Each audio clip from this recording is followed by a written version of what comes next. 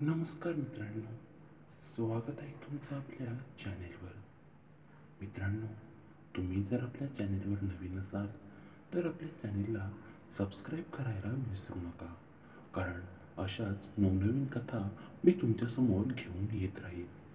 आजची कथा तुम्हाला मी सांगणार आहे ती कथा माझी व माझ्या मावशीबद्दल आहे. तर चला आपण जास्त वेळ न घालवता आपल्या कथेला सुरुवात करूया.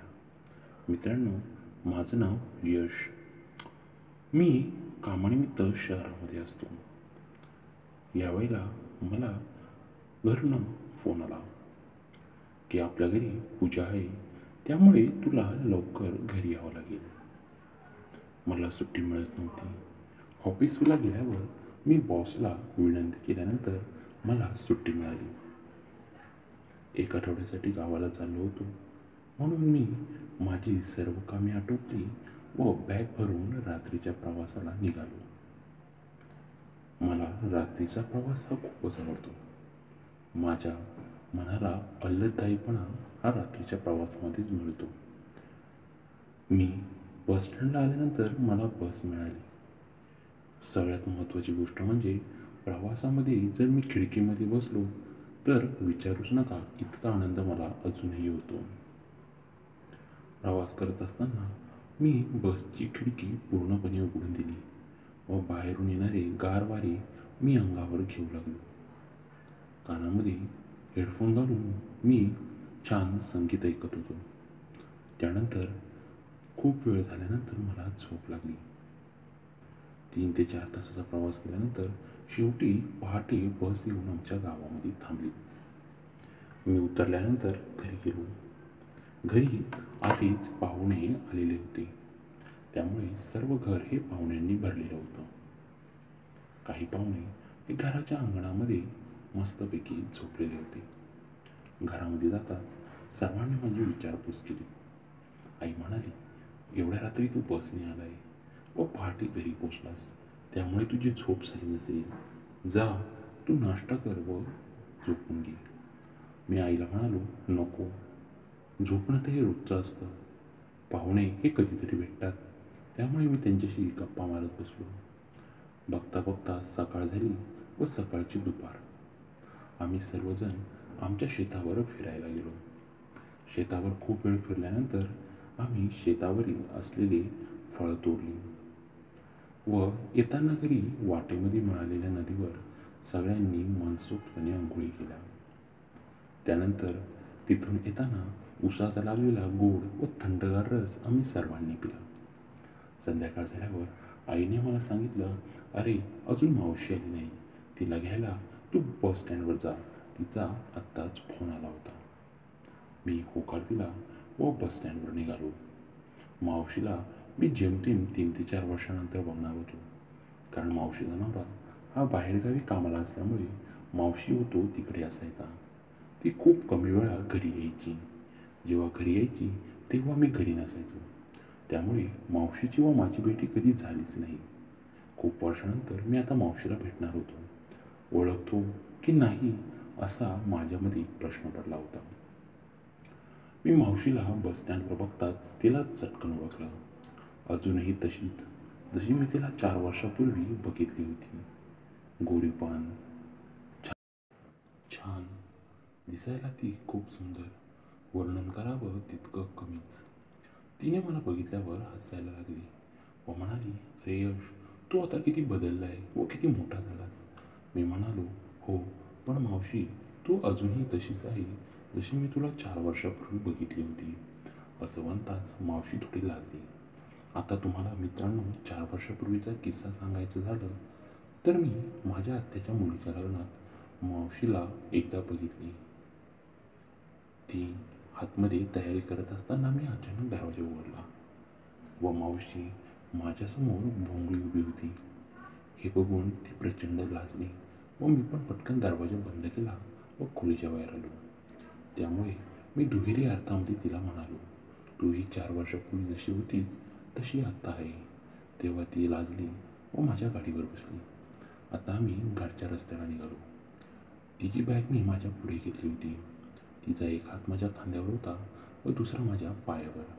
अशा पोझिशनमध्ये ती मागून दोन्ही पाय गाडीवर टाकून बसलेली होती.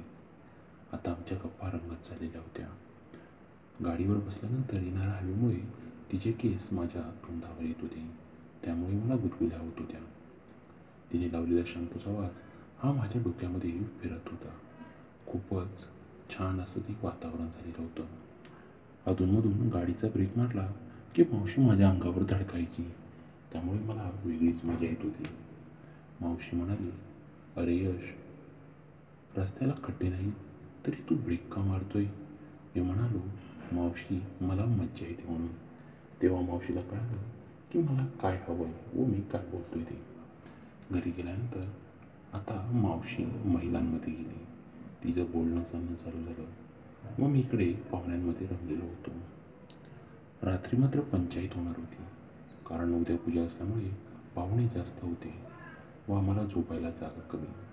त्यामुळे बहुतेक पुरुषे घराच्या बाहेर झोपली व महिला घरामध्ये. मी खूप दमल्यामुळे लवकरच हॉलमध्ये झोपी गेलो. बाहेर झोपायला जायचं माझ्या काही लक्षात राहिलंच नाही. मग आता मी झोपलो असताना सगळे आता हॉलमध्ये झोपले होते. मावशीला मात्र जागा भेटत नव्हती. अचानक मला जाग आली. तेव्हा मी बघितलं की मावशी आजूबाजूला फिरत होती. आई तिला म्हणाली, "अगं, तुला जागा नसेल तर यशला थोडं सरकायला लाव व तिथं झोपी जा." ती हो म्हणाली. आता मावशी माझ्या बाजूला झोपलेली होती, त्यामुळे तिचा स्पर्श मला होत होता. ती अशा पद्धतीत झोपली होती की तिचं तोंड हे माझ्या पायाजवळ होतं व तिचे पाय माझ्या तोंडाजवळ. अशा प्रकारे ती झोपली होती. रात्री मात्र झोपेमध्ये अचानक मला जाग आली, कारण माझ्या खाली मला काहीतरी गरम जाणवू लागलं. मला कोणीतरी खालून मोकळं केलंय व त्याचा गरम श्वास माझ्या खाली जाणवत होता. अचानक माझं लक्ष खाली गेलं. मी झोपेत असल्यामुळे लाईटीचा उजेडही कमी असल्यामुळे मला जास्त काही जाणवलं नाही. पण मी जेव्हा बघितलं तेव्हा मावशी माझा घेऊन त्याच्यासोबत चाटण करत होती. हे बघून मला धक्काच बसला व माझ्या तेवढी झाली. थोड्या वेळात इकडे मी हळूच मावशीचे पाय तोंडावर घेतले व परकरमध्ये शिरून मी तिची चाटण करायला सुरुवात केली. आम्हाला दोघांनाही खूप मजा येत होती. रात्रीच्या त्या अंधारामध्ये आमचा खेळ चांगलाच रंगला होता. आता झालं, मी मावशीला माझ्याकडे तोंड करून झोपण्याचा इशारा केला. तशी मावशी उठली व तिने माझ्याकडे तोंड करून माझ्या बाजूला येऊन झोपली. आता आमचा दोघांचाही कार्यक्रम रात्रभर रंगात येत होता. मी मावशीला रात्री 5 ते 6 वेळा मोकळी केली. त्यानंतर सकाळी उठल्यानंतर मावशी माझ्या नजरेला नजर भिडवायला प्रचंड लाजत होती. मलाही तिच्याशी बघायला काहीतरी वेगळंच वाटत होतं. खूप वेळ झाल्यानंतर शेवटी मावशी व मी नाश्ता करायला बसलो. मावशी म्हणाली, "यश, तू चांगलाच खेळतोस रे रात्री." व ती गोष्ट आईने ऐकली. तेव्हा आई म्हणाली, "का गं, काय झालं?" तेव्हा मावशी गडबडली व ती म्हणाली, "अगं, काही नाही, हा झोपेमध्ये काहीतरी बडबडत होता खेळाबद्दल, म्हणून मी म्हणाले की तू झोपेमध्ये चांगलाच खेळतोस." असं म्हणून आई तिथून निघून गेली. तेव्हा मी मावशीकडे डोळे मोठे करून बघितले व तिला म्हणालो, "आपल्याबद्दल कोणाला काही कळून देऊ नकोस, नाहीतर सगळा डाव फसला जाईल." तशी मावशी हसली व हो म्हणाली. आता पुन्हा मावशी व मी रात्र होण्याचीच वाट बघत होतो. पण अचानक मला कामामधनं कॉल आला व सांगितलं, "तुला कामावर अर्जंट यावं लागेल." आता मात्र माझा हिरमोड झाला होता व मावशीचा सुद्धा. मी पुन्हा शहराकडे निघालो. पण मी मावशीला खूपच एक वचन दिलं की आपण दोघेही लवकरच पुन्हा भेटू व मावशीसुद्धा हो म्हणाली. तिने मला सांगितलं, "पुढच्या वेळेस सुट्टीला येणार असशील त्या दिवशी मला सांग, म्हणजे मी पण घरी येईल व आपण पुन्हा एकदा आपला रात्रीचा खेळ रंगात आणू." असं म्हणताच मी तिथनं निघालो. तर मित्रांनो, तुम्हाला आपली कथा कशी वाटली हे नक्की सांगा. या कथेचा मी पुढचा भाग घेऊन लवकरच येईल.